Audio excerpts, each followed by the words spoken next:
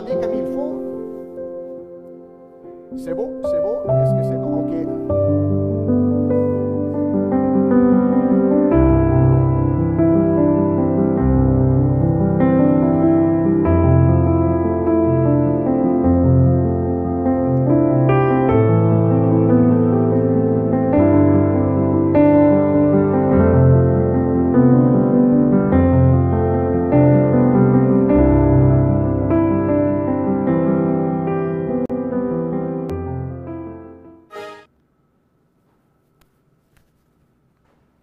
Nous vous saluons dans le nom du Dieu trinitaire, Père, Fils et Saint-Esprit.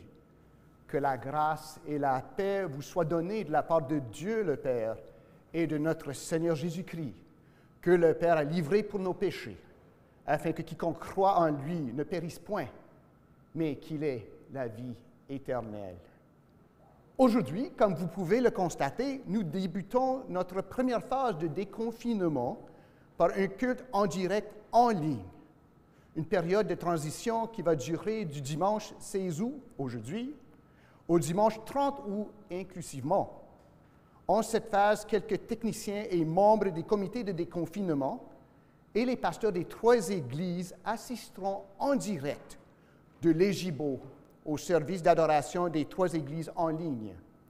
Étant donné les restrictions qui sont liées au chant, cette composante-ci de notre louange jusqu'à nouvel ordre sera préenregistrée et présentée sur écran. Si tout se déroule comme prévu, la deuxième phase débutera le dimanche 6 septembre, si Dieu le veut. Les 3 églises reprendront leur propre service d'adoration en direct de leur lieu de culte respectif, sujet à certaines conditions. La diffusion du culte en ligne continuera pour ceux qui ne veulent pas ou qui ne peuvent assister en présentiel.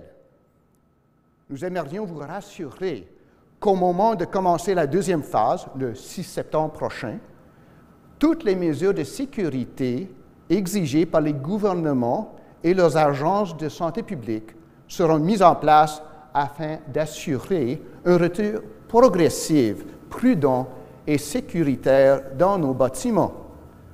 Aussi, nous vous communiquerons bientôt les conditions et modalités à suivre afin de pouvoir assister au culte en présentiel en septembre. Notre objectif est de vivre un déconfinement ecclésial sécuritaire pour tous et chacun, selon les normes proposées. Et par la grâce de Dieu, nous y arriverons. Et nous sommes actuellement dans ce bâtiment où, pendant des décennies, le nom de Jésus a été élevé. On va retourner à notre louange de notre Seigneur en direct, dès maintenant. Jésus, Fils de Dieu, a sauvé nous qui croyons de la mort, afin que nous vivions pour lui et trouvions notre abri en lui. Nous nous joignons à l'Église à travers le monde et aux saints qui, avec les anges, sont autour du trône pour proclamer la beauté de notre Sauveur ressuscité, Jésus, l'agneau immolé qui règne. Louons-le en chant.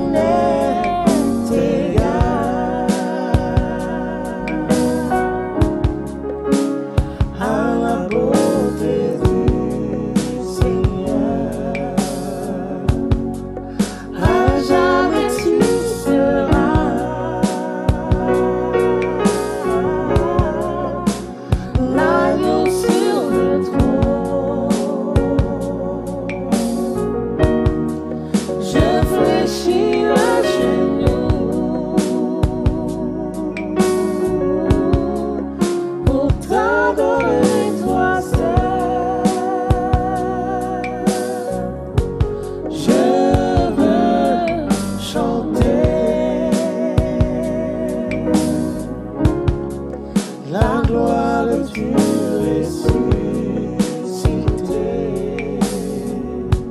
l'agneau immolé,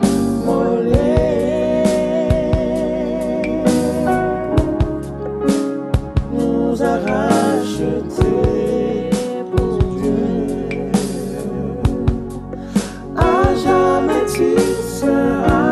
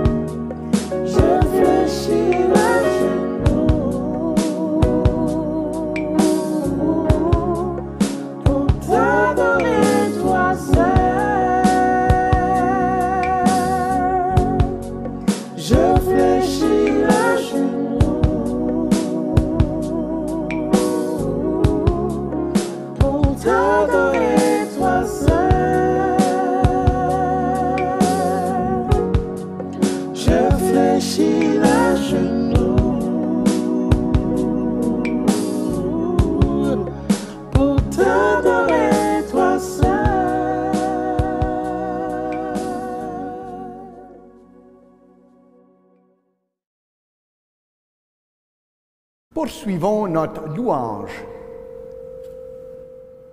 par la lecture de la parole de Dieu. Écoutons la parole de Dieu selon le psaume 122. 122.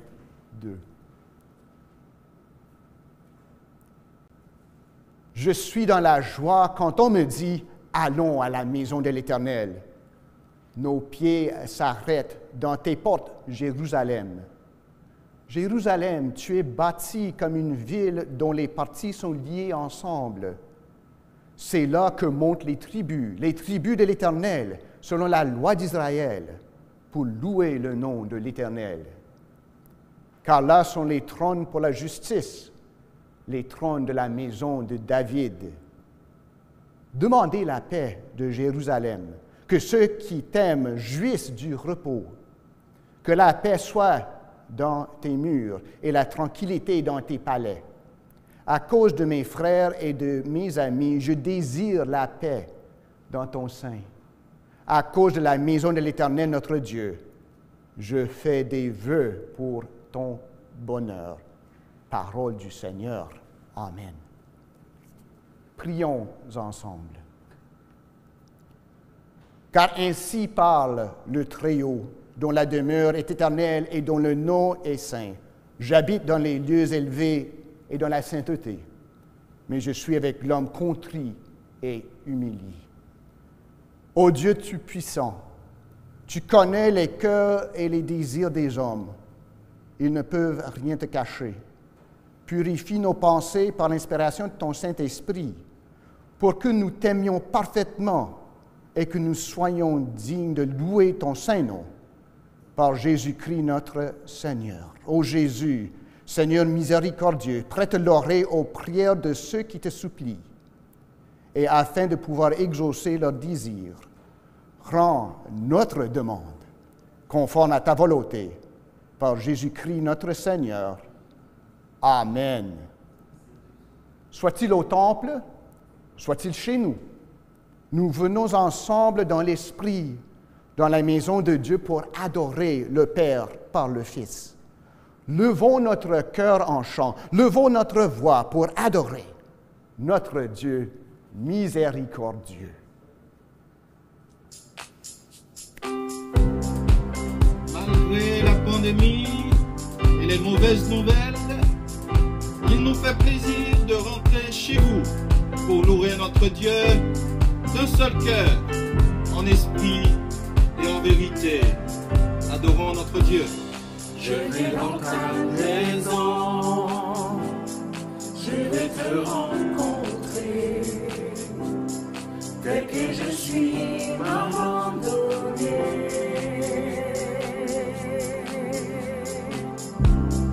Alors que nous chantons, ton esprit me remplit, mon âme est libérée.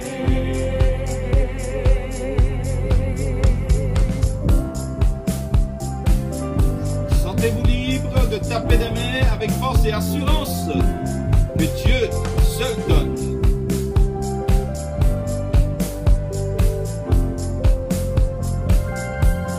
Je viens de ta maison, Je viens dans ta maison, je veux te rencontrer. oh tel que je suis, Je m'abandonner. suis abandonné.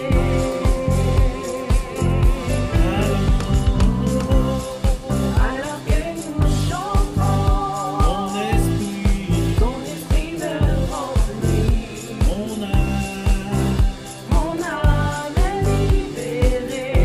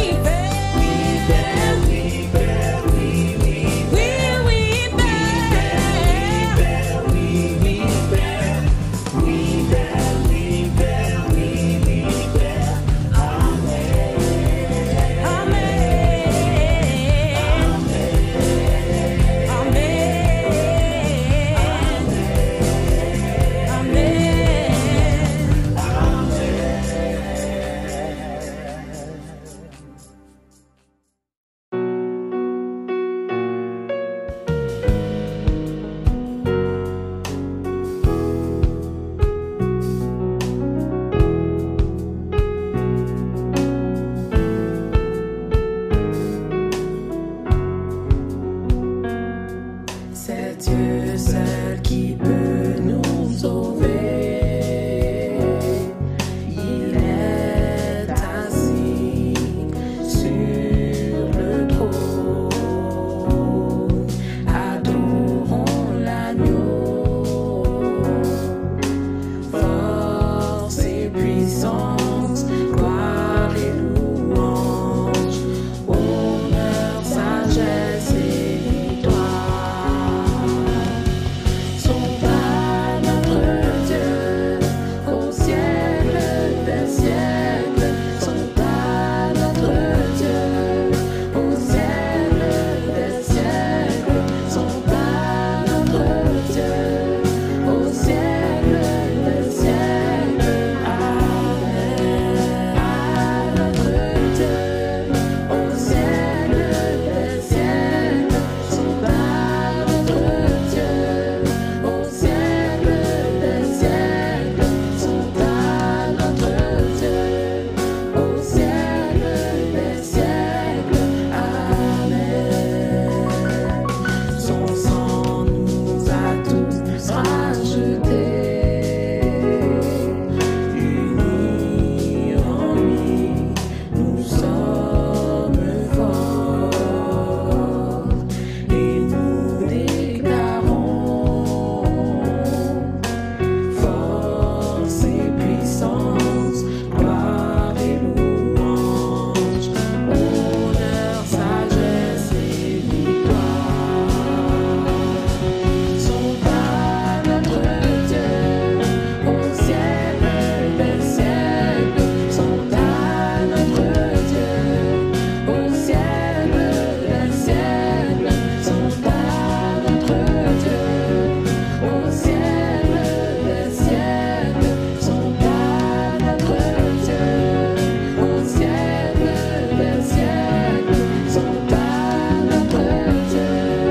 au siècle des siècles, sont à notre Dieu, au siècle des siècles, sont à notre Dieu, au siècle des siècles, sont à notre Dieu, au siècle des siècles, sont à notre Dieu, au siècle des siècles.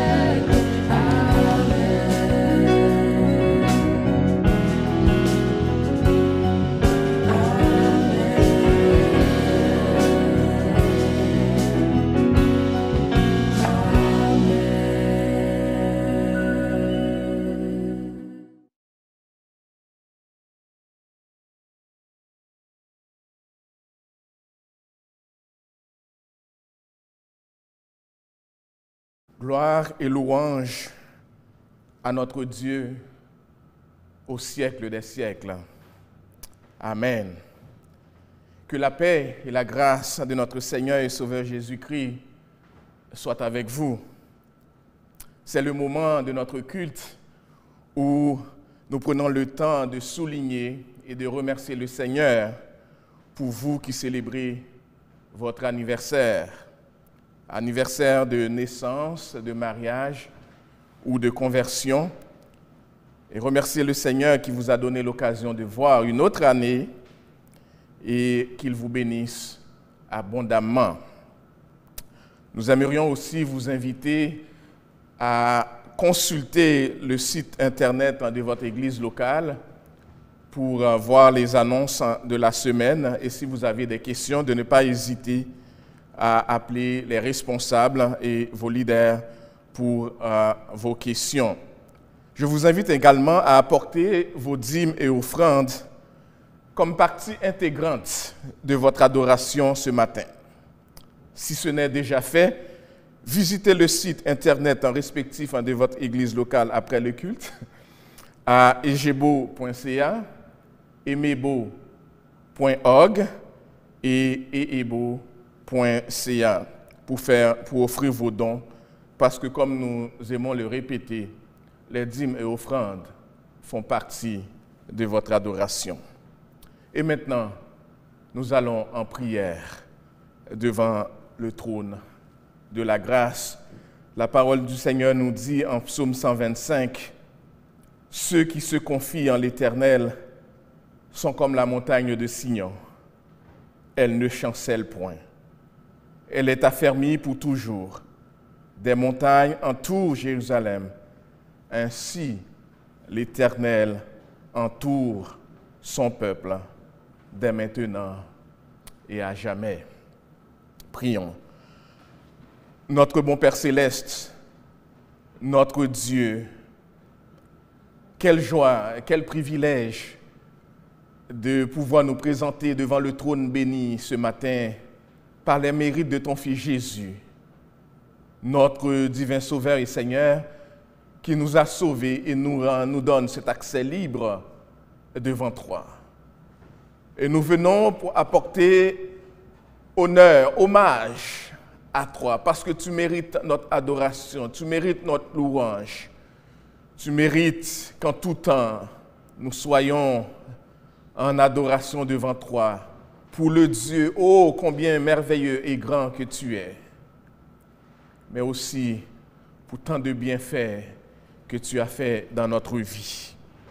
Nous t'apportons nos louanges, nous t'apportons notre adoration ce matin pour le salut en Jésus-Christ, pour la paix que tu nous donnes, même en ces temps de troubles, pour le privilège de pouvoir t'adorer ici dans ce lieu de culte, mais aussi dans chaque foyer où ton peuple se réunit en famille, en couple et tout seul, individuellement. Mais nous avons en commun de faire la même chose, d'apporter notre adoration à Jésus, celui qui mérite bien notre louange et adoration. Nous te remercions pour la santé, nous te remercions pour la protection que tu nous as accordée même pendant ces temps de pandémie. Nous te remercions pour la nourriture physique et spirituelle dont tu as toujours pourvu pour nous. Nous avons manqué de rien et nous te rendons grâce pour tout cela, Seigneur. Nous te rendons grâce d'être que tu es ce Dieu fidèle sur qui nous pouvons toujours compter.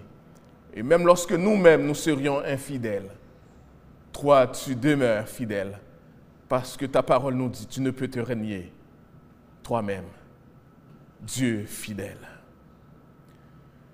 Alors que nous te remercions, nous venons aussi ce matin devant toi prier pour nos frères et sœurs qui sont malades. Nous prions, Seigneur, pour les cancéreux et qui attendent, Seigneur, un toucher, une main de délivrance. Nous savons que tu es capable de guérir. Ta parole nous dit que tu guéris toute maladie. Tu peux intervenir de manière surnaturelle pour guérir. Tu peux aussi utiliser des médecins, tu peux utiliser des médicaments, Seigneur, pour guérir. Et nous appelons à toi en cet instant pour nos malades, ceux qui souffrent dans leur corps, ceux qui ont des problèmes, qui sont diabétiques, ceux qui ont des douleurs, qui ont des problèmes pulmonaires. Nous crions à toi et nous prions pour un toucher de délivrance. Fais-le, ô Dieu, pour la gloire de ton Saint-Nom, parce que tu en es capable. Nous crions à toi, ô Père. Nous prions, Seigneur, ce matin, pour nos frères et sœurs en deuil. Oh, plusieurs d'entre nous ont été affectés par le départ d'êtres chers. Et ce matin, nous prions pour notre frère Bernard et les familles Jean-Louis, comme nous prions pour notre sœur Yveline et la famille Saint-Élien et d'autres familles, Seigneur, qui ont été touchées, affectées par le deuil. Nous prions que tu consoles leur cœur, que tu les réconfortes, que tu leur envoies, Seigneur, des frères et sœurs pour les entourer de ton amour. Toi qui nous as demandé de pleurer à ceux qui pleurent, donne-nous de penser à eux et de les soutenir, ô Dieu fidèle. Père, visite, Seigneur, les personnes persécutées qui attendent, Seigneur, que tu les visites, qui attendent que tu les touches, que tu attends que, Seigneur, tu les délivres. Fais grâce, ô Dieu puissant. Visite aussi nos vacanciers qui sont un peu partout, Seigneur, dans cette province ou dans ce pays. Nous prions, Seigneur, que tu les protèges dans ce temps de pandémie, que tu les gardes de tout virus et de toute maladie. Et alors que, Seigneur, nous sommes en préparation pour ce retour en présentiel dans nos lieux respectifs de culte, ô Père, nous prions que tu nous donnes ta direction. Nous prions que tu nous donnes ta sagesse pour faire, Seigneur, ce que tu veux, non pas ce que nous voulons.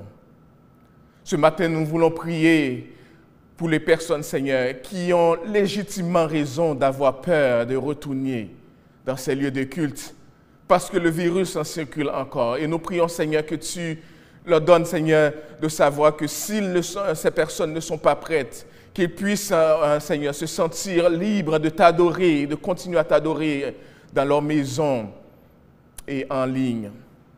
Mais nous prions, Seigneur, pour ceux qui peuvent se sentir tellement confortables dans ces cultes en ligne et qui peuvent perdre le désir de retourner en ces lieux. Nous prions, Seigneur, que tu suscites un désir de t'adorer et que tu donnes, Seigneur, la force nécessaire pour retourner ceux qui sont capables et qui peuvent le faire. Et que nous puissions, Seigneur, nous joindre ensemble comme peuple et adorer ton Saint-Nom. Mais fais-nous grâce, par ta sagesse, Seigneur, de respecter les choix et les options de chaque personne et de pouvoir continuer à les servir, Seigneur, comme tu nous demandes de le faire, dans la joie et dans la crainte de ton Saint-Nom. Fortifie chacun d'entre nous, Père, et fais-nous grâce. Fais-nous grâce, peu importe les situations, que nous puissions être en situation d'élever ton Saint-Nom, de t'adorer, de glorifier le nom de Jésus. Fais provision pour nous, Seigneur. Garde-nous de tomber en tentation. Protège-nous. Protège nos familles qui commencent à se préparer pour ce retour, Seigneur, à l'école pour les enfants. Il y a des inquiétudes un peu partout, Père. Mais nous prions que nos yeux soient fixés sur Jésus et que nous attendions à ta direction. Bénis au-delà de ce que nous pouvons demander, Seigneur, ou même penser, par Jésus-Christ notre Seigneur et Sauveur. À lui soit la gloire au siècle des siècles. Et notre Père qui es aux cieux, que ton nom soit sanctifié, que ton règne vienne, que ta volonté soit faite sur la terre comme au ciel. Donne-nous aujourd'hui notre pain quotidien. Pardonne-nous nos péchés comme nous aussi nous pardonnons à ceux qui nous ont offensés. Et ne nous induis point en tentation. Mais Seigneur, délivre-nous du malin, car c'est à toi qu'appartiennent le règne, la puissance et la gloire au siècle des siècles. Amen. Amen. Préparons-nous maintenant à écouter le message de la parole de Dieu avec notre bien-aimé frère, pasteur Josué Destin. Que le Seigneur vous bénisse abondamment.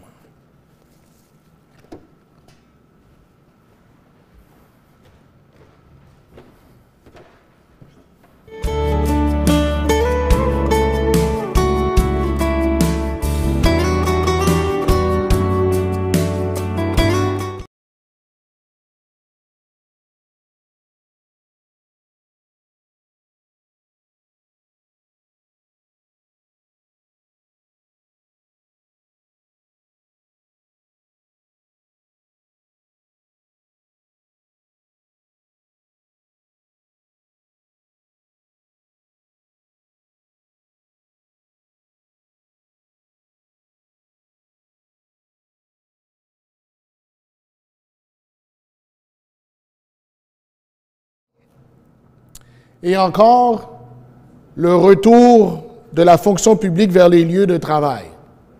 Bon, certains retourneront en septembre, d'autres en janvier 2021 et d'autres encore au printemps 2021. On a peut-être peur de se l'avouer, mais si l'on veut être franc avec soi-même, il n'y a rien de trop rassurant dans tout cela. On reçoit des consignes et des commentaires de tous bords, de tous côtés.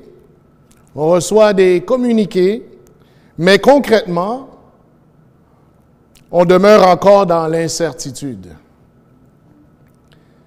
Vivre dans de telles conditions nous épuise et rend nos nerfs à vif. À vrai dire, on a peut-être peur de retomber dans les mêmes bouleversements du printemps dernier. Maintenant, imaginez le fonctionnement de la société, incluant l'ouverture des écoles et l'ouverture des lieux publics du gouvernement. Imaginez un peu la distanciation sociale et le port du masque dans les lieux restreints. Imaginez un peu prendre le bus ou le train dans des conditions très strictes. Imaginez prendre l'ascenseur à 1 ou 2 personnes à la fois, matin, midi, soir. Aller aux salles de bain selon un horaire préétabli, probablement. Fini les poignées de main, fini les high-five, fini les tapes sur l'épaule ou les tapes dans le dos. Tout cela sera à vivre dans un contexte du retour à la normale, c'est-à-dire du nouveau normal. Et on ne parlera même pas de notre propre réalité de déconfinement en tant qu'Église. Quand allons-nous adorer ensemble, en direct? À combien de personnes va-t-on pouvoir adorer ensemble? Comment allons-nous adorer ensemble dans ce nouveau normal? Malgré nous, à partir de septembre, mes amis, nous allons entrer dans cette nouvelle période. Sommes-nous prêts à vivre ce qui s'en vient? Qu'est-ce que le Seigneur veut nous montrer par rapport à ce qui s'en vient? Et ce matin, j'aimerais attirer notre attention sur un texte biblique qui nous pousse à réfléchir sur notre manière de gérer cette prochaine étape dans la société. Nous allons tourner ensemble dans l'Évangile de Luc, au chapitre 9, les versets 51 à 62, que je lirai pour vous. Luc 9, 51 à 62. Lorsque le temps où il devait être enlevé du monde approcha, Jésus prit la résolution de se rendre à Jérusalem. Il envoya devant lui des messagers qui se mirent en route et entrèrent dans un bourg des Samaritains pour lui préparer un logement. Mais on ne le reçut pas parce qu'il se dirigeait sur Jérusalem. Les disciples Jacques et Jean, voyant cela, dirent « Seigneur, veux-tu que nous commandions que le feu descende du ciel et les consume? » Jésus se tourna vers eux et les réprimanda, disant, « Vous ne savez de quel esprit vous êtes animés, car le Fils de l'homme est venu non pour perdre les âmes des hommes, mais pour les sauver. » Et ils allèrent dans un autre bourg. Pendant qu'ils étaient en chemin, un homme lui dit, « Seigneur, je te suivrai partout où tu iras. » Jésus lui répondit, « Les renards ont des tanières, et les oiseaux du ciel ont des nids, mais le Fils de l'homme n'a pas un lieu où il puisse reposer sa tête. » Il dit à un autre, « Suis-moi. » Et il répondit, « Seigneur, permets-moi d'aller d'abord ensevelir mon Père. » Mais Jésus lui dit, « Laisse les morts ensevelir leurs morts, et toi, va annoncer le royaume de Dieu. » Verset 61. Un autre dit, « Je te suivrai, Seigneur, mais permets-moi d'aller d'abord prendre congé de ceux de ma maison. » Jésus lui répondit, « Quiconque met la main à la charrue et regarde en arrière n'est pas propre au royaume de Dieu. Amen. Seigneur, que tu puisses nous parler à travers ta parole. Que tu puisses nous faire comprendre, saisir, assimiler et appliquer ce que tu veux nous dire ce matin. Que nous puissions l'appliquer dès aujourd'hui dans notre vie. Nous te prions, Père, dans le nom de Jésus. Amen. Comment vivre la prochaine étape qui s'en vient? Un peu comme ce qui s'en vient pour nous à partir de septembre, on voit ici dans le texte qu'il y a une nouvelle période, une prochaine étape dans le ministère terrestre de Christ. Quel est le contexte? Le temps était venu pour Christ d'entamer le dernier droit vers Jérusalem. Christ savait à quoi s'attendre à Jérusalem. Christ connaissait pleinement sa mission ici-bas. Mourir à cause du péché pour ensuite ressusciter et être glorifié. En obéissance au Père et en faveur des humains, Christ s'est dit prêt. Il était, comme on dit en bon français, mindé. Christ était mindé. Littéralement, dans l'original, il durcit son visage vers Jérusalem. Comme dit l'expression anglaise, Christ était hard-nosed. Christ était résolu. Christ était déterminé. Christ était décidé à compléter son œuvre à Jérusalem. Maintenant, il faut comprendre que dans la manière d'écrire de l'auteur, on parle de l'évangéliste Luc, cette prochaine étape, cette dernière ligne droite de Christ, n'est pas à voir comme le dernier voyage à Jérusalem, comme on le voit au Dimanche des Rameaux. Ce n'est pas nécessairement le dernier voyage vers Jérusalem. C'est plutôt une ligne droite dans le sens de conclure sa mission terrestre. Aussi, cette dernière ligne droite de Christ déterminée met en lumière la manière qu'un disciple doit suivre Christ, avec la même détermination que Christ. Le disciple est appelé à suivre Christ avec la même détermination que Christ avait pour aller à Jérusalem. Et on fait référence ici à engagement et persévérance. Tu peux dire à ton voisin, ici présent ou à la maison, engagement, persévérance. Engagement, persévérance. Engagement, persévérance.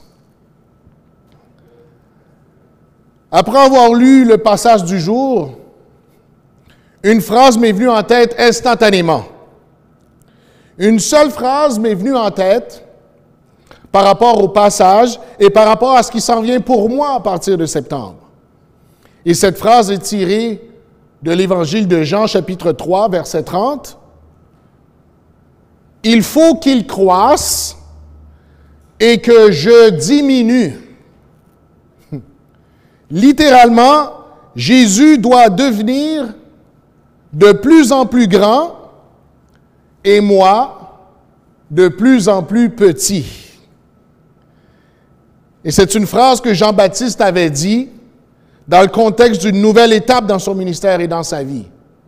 Et même on peut dire qu'on parle même d'une dernière étape dans le ministère de Jean-Baptiste et même dans sa vie.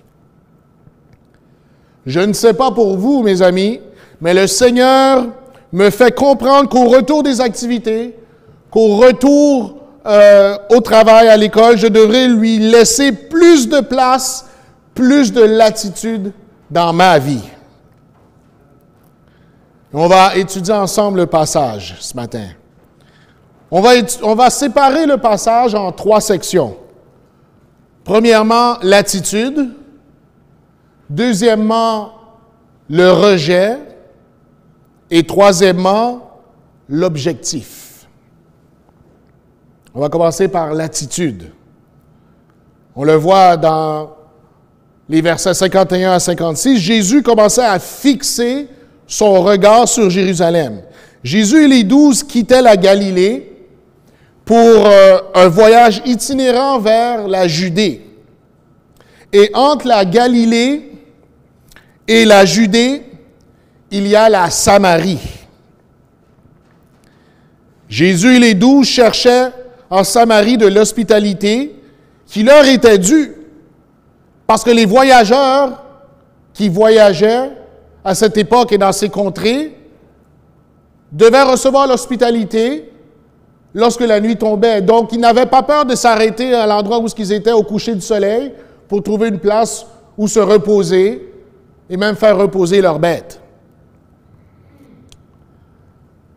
Mais lorsque les 12 et Christ sont arrivés dans ce village en Samarie, on leur a refusé l'hospitalité.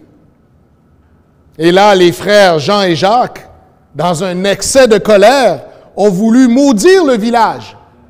Rappelez-vous du passage, « Seigneur, permets-nous de descendre le feu du ciel sur ce village, parce qu'ils nous ont refusé l'hospitalité. » Et voyant cela, Jésus les réprimanda sévèrement pour leurs désirs et leurs propos.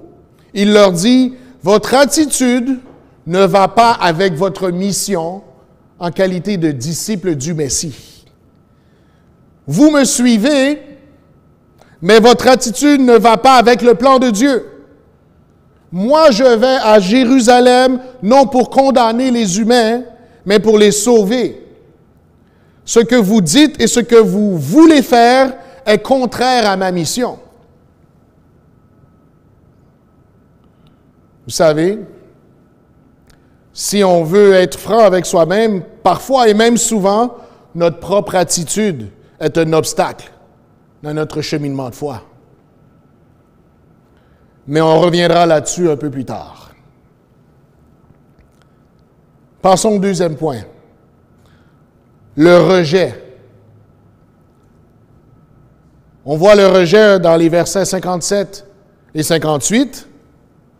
Pendant leur marche, quelqu'un s'approcha et voulut se joindre aux 12. Et l'homme dit à Jésus, « Je te suivrai partout où tu iras. » Wow! Quelle déclaration! Quel amour, quel zèle! Mais apparemment, Jésus ne semblait pas trop impressionné par cela. Il ne semblait pas trop impressionné par ces paroles. Bon, certainement, le fait de connaître le cœur des hommes aide à bien discerner. Mais ici, Jésus veut vraiment nous faire saisir l'ampleur de le suivre jusqu'au bout.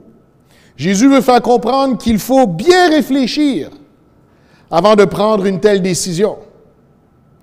À cause de l'itinérance du voyage, Jésus et les disciples devaient dépendre de l'hospitalité des autres. N'oubliez pas, ils avaient quitté Galilée et ils se rendaient en Judée. Et cette hospitalité qui était généralement donnée aux voyageurs allait être souvent refusée à cause du rejet. Quel rejet? À cause du rejet de son message, à cause du rejet de sa mission, à cause du rejet de l'Évangile, à cause du rejet de sa propre personne. Mes amis, on n'aime pas tellement entendre cela, mais le rejet des autres, à un point, doit faire partie de notre cheminement de foi. C'est une réalité dans notre cheminement de foi, de vivre le rejet des autres. Mais on va développer là-dessus un peu plus tard. Et le dernier segment, c'est l'objectif.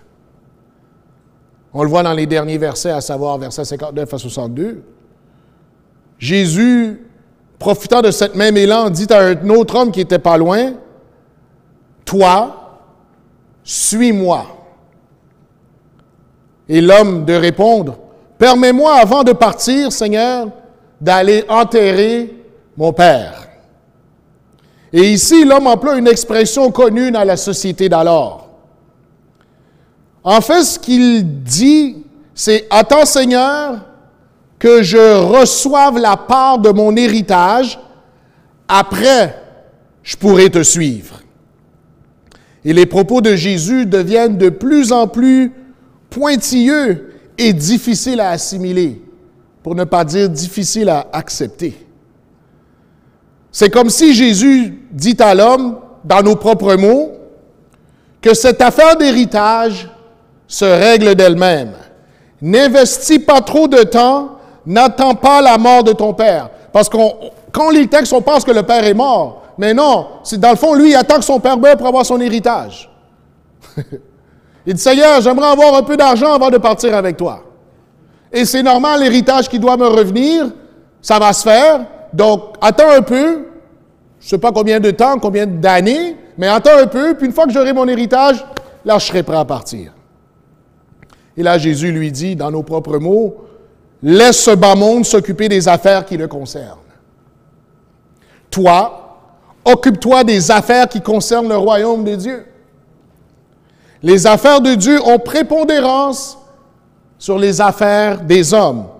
Ou si tu préfères, que tes affaires soient gérées à la lumière des affaires de Dieu.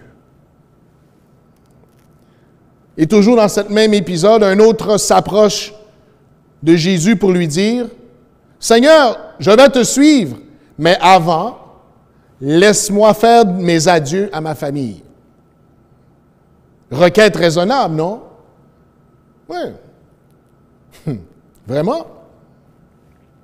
Jésus lui répondit, « Une fois que tu as commencé à me suivre, tu ne peux plus regarder en arrière ou changer d'idée ou faire des compromis. Si jamais tu tombes dans l'un de ces pièges, la suite des choses pour toi sera compliquée et difficile. Faute d'attachement, faute de patience et faute de ténacité. À l'image d'un laboureur qui n'arrive pas à faire des sillons droits parce qu'il est trop distrait à regarder en arrière et qu'il ne fixe pas son objectif qui est droit devant lui au bout du champ. Maintenant, je ne sais pas pour vous, mais je n'ai jamais été laboureur. Et je sais c'est quoi, par contre. Mais je me suis dit un exemple qui serait peut-être plus contemporain nous aiderait. Quoique je n'enlève pas l'idée qu'il y en a qui savent très bien c'est quoi labourer. L'exemple moderne, c'est l'automobiliste, la personne au volant de son véhicule. Eh bien, vous qui conduisez, vous savez que pour bien conduire, il faut regarder devant. Maintenant, il ne faut pas regarder devant, juste devant le capot. Ce n'est pas encore bon. Il faut regarder au loin, comme le laboureur qui regarde au bout de son champ. Il faut regarder loin. Si vous avez les yeux partout lorsque vous conduisez, maintenant, j'en conviens, il faut, comme on l'a bien appris dans nos cours de conduite, il faut regarder parfois le rétroviseur, parfois l'autre rétroviseur à notre gauche, mais il faut surtout avoir les yeux en avant. Si, pendant que je conduis, j'ai tendance à regarder à gauche, qu'est-ce qui va arriver? Malgré moi, la voiture va aller à gauche, à ma gauche. Et la même chose si je regarde à droite, toujours, la voiture aura tendance à aller à droite. Je n'ai pas besoin d'expliquer que si je regarde toujours à l'arrière, on va avoir des petits problèmes.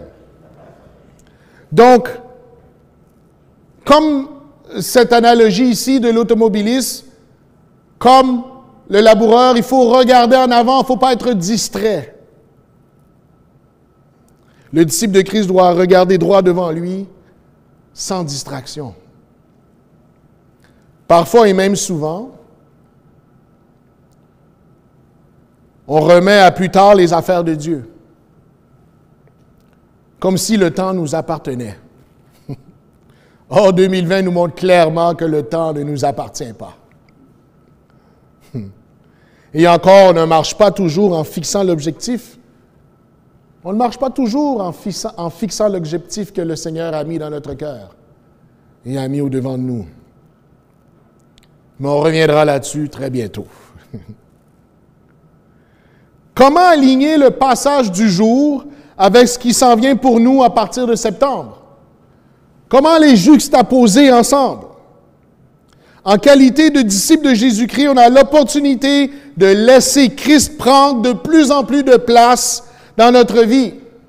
Comme on l'a dit tantôt, il faut que le Seigneur croisse et que je diminue.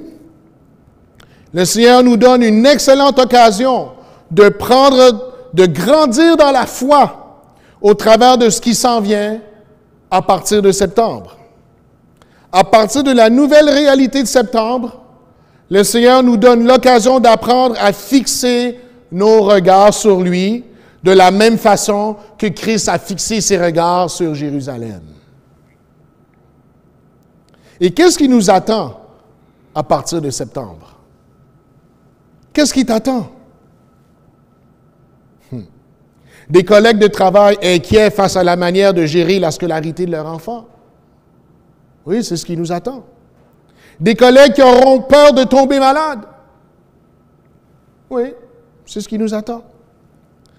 Des collègues peut-être en deuil parce qu'ils auront perdu un être cher. Un milieu de travail stressant par rapport au nouveau normal. Oui, probablement, c'est ce qui nous attend. Un esprit d'équipe fragile par rapport aux craintes de chacun devant l'incertitude. Des écoles qui marcheront sur des œufs par rapport à la sauvegarde de la santé des élèves et de leurs membres du personnel. À partir de septembre, tu auras un rôle à jouer dans ton milieu de travail. À partir de septembre, tu auras un rôle à jouer dans cette nouvelle réalité. Que me dit personnellement la parole de Dieu face à tout cela? Premièrement, garde ton regard fixé sur Jésus-Christ, qui est le consommateur de ta foi. C'est-à-dire, sois mindé sur Christ. Fais-lui confiance. En toute chose, sois déterminé. Parce que c'est Christ qui t'a donné la foi et il gardera active cette foi dans ta vie. Rentre au bureau avec la fidélité du Seigneur. Beaucoup rentreront avec toutes sortes de choses. D'autres personnes vont rentrer avec toutes sortes de choses. Ils vont rentrer avec le stress. Ils vont rentrer avec la peur. Ils vont rentrer avec la crainte. Ils vont rentrer aussi peut-être avec la colère. Ils vont rentrer aussi peut-être avec l'amertume.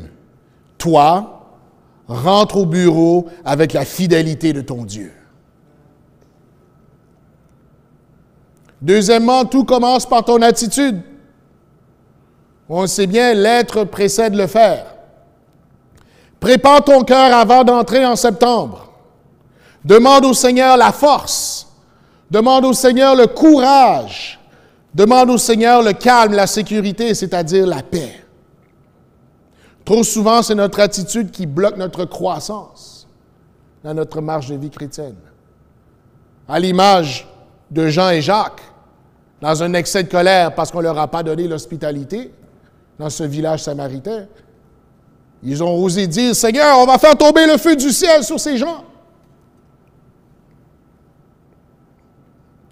Remets ton cœur, c'est-à-dire tes sentiments, tes émotions au Seigneur. Sinon, ça ne va pas bien se passer. Remets ton cœur au Seigneur. Remets tes sentiments, tes émotions. Et Dieu sait qu'ils ont été bouleversés. Depuis le printemps, on passe par 10 000 émotions. Tantôt positives, tantôt négatives. Remets ton cœur au Seigneur. Les enfants, les amis, on ne vous a pas oublié, vous non plus. On sait que l'école commence bientôt. Tu n'as peut-être pas envie, mais je peux te dire ce matin, ne sois pas stressé. Ne sois pas stressé. Demande à Jésus la paix.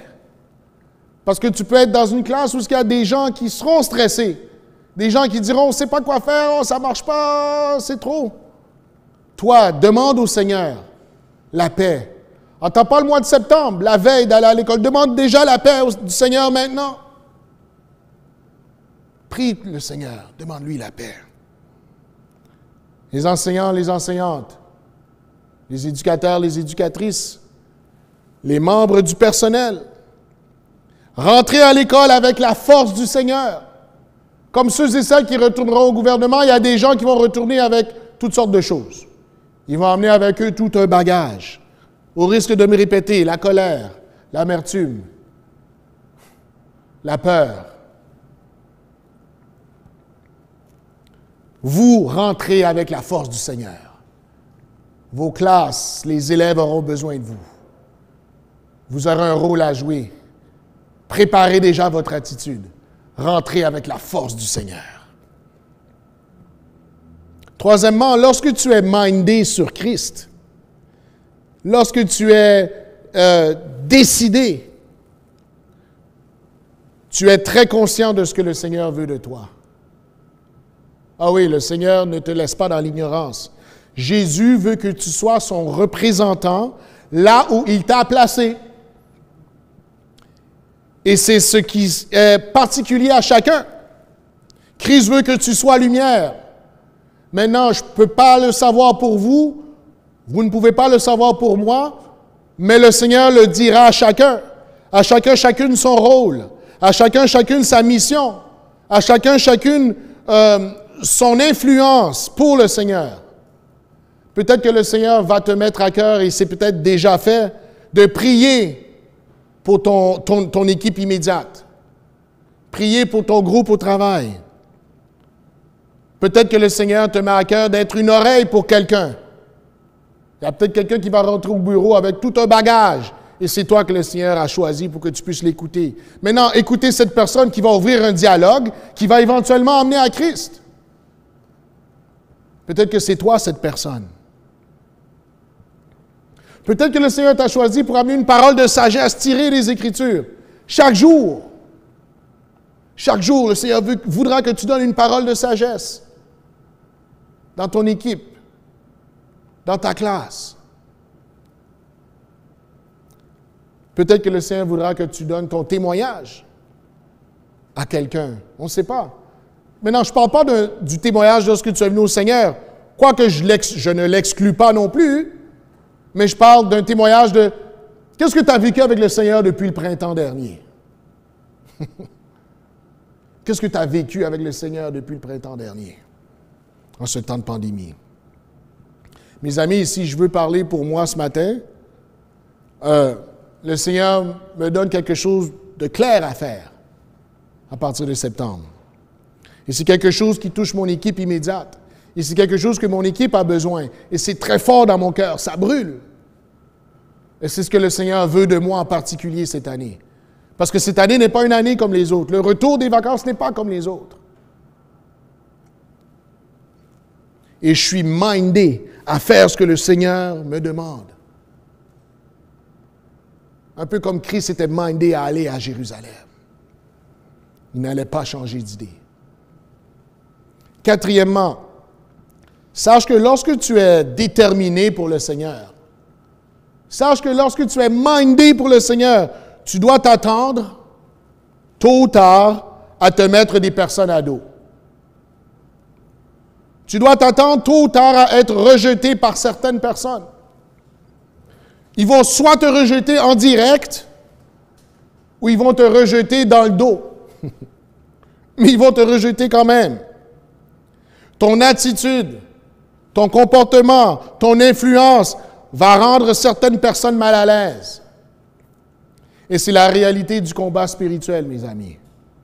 L'ennemi n'aime pas que tu joues sur son territoire. L'ennemi n'aime pas que tu joues sur son terrain. L'ennemi n'aime pas que tu amènes la lumière là où il y a des ténèbres. Et c'est pour ça qu'il va essayer de te décourager en mettant des gens qui vont être contre toi. Sache que c'est normal. C'est dans la norme des choses dans le combat spirituel. Mais tiens ferme parce que le Seigneur, c'est lui qui est le chef du combat. C'est lui qui gère toutes choses, c'est lui qui va diriger toutes choses. Sache que tu es entre bonnes mains. Mais c'est normal qu'on dise des choses de toi. C'est normal qu'on te rejette. Parce que tu amènes la lumière là où il y a des ténèbres. Cinquièmement, et dernièrement, notre prochaine occasion d'être sel et lumière pour le Seigneur arrive bientôt. Il faut se préparer. Mais comment? Comment on peut se préparer? Cela nous ramène au début, en ayant le cœur fixé sur Christ. En ayant le cœur fixé sur Christ, ne commence pas à fixer Christ à partir de septembre. Si tu commences à fixer Christ seulement à partir de septembre, autant dire c'est presque trop tard. Fais-le déjà maintenant. Prépare ton cœur déjà maintenant. Christ s'est préparé à Jérusalem, non pas 2 jours avant d'entrer à Jérusalem. Prépare déjà ton cœur maintenant. Sois déterminé. Sois mindé. Demande au Seigneur, Seigneur, qu'est-ce que tu as pour moi à partir de septembre? En qualité de disciple de Christ, tu seras un des seuls équilibrés au travail en septembre. Je ne dis pas le seul, mais un des seuls équilibrés, qui verra la juste part des choses avec tout ce bouleversement depuis décembre. Le mois de mars, je devrais dire. Décembre, c'est peut-être d'autres pays. Ce qui s'en vient à partir de septembre nous est essentiellement inconnu. Mais le Seigneur marche avec nous. Il nous donne l'occasion de cheminer et de grandir dans la foi en cette période précaire. Comment faire pour que Christ puisse prendre plus de place dans ma vie? Comment faire? Ceci se résume à 2 mots. Ces 2 mots reviennent encore. Engagement et persévérance. Voici l'objectif, mes amis. Soyons engagés pour le Seigneur et soyons persévérants dans le Seigneur parce que notre société a besoin de notre influence. Soyons engagés pour le Seigneur et soyons persévérants dans le Seigneur parce que notre société a besoin de notre influence sur le fondement de l'Évangile. Et pour terminer, j'aimerais, en quelque sorte, on pourrait dire, inspirer notre prière ce matin sur le fondement d'un vieux cantique. Un vieux cantique que plusieurs vous connaissez, ici à la maison. Un vieux cantique que plusieurs connaissez même dans votre langue maternelle. Prions le Seigneur. Seigneur grand Dieu, sans ton Fils Jésus-Christ, je ne peux vivre. Je n'ose faire un seul pas. Seigneur, c'est toi seul que je veux suivre, pour toi seul vivre ici-bas. Ton amour et ta promesse remplissent mon cœur de foi. Si je ne suis que faiblesse, je puis être fort en toi. Et Seigneur, je peux déclarer dans le nom de Jésus, et mon cœur n'a rien à craindre, puisque tu me conduiras, je te suivrai sans me plaindre, en m'appuyant sur ton bras. Amen. Je demande à l'Église de se lever ici à la maison afin de recevoir la bénédiction. Que l'Éternel nous bénisse, qu'il nous accorde sa paix, sa joie et son amour dès maintenant et à jamais. Allez dans la paix du Seigneur.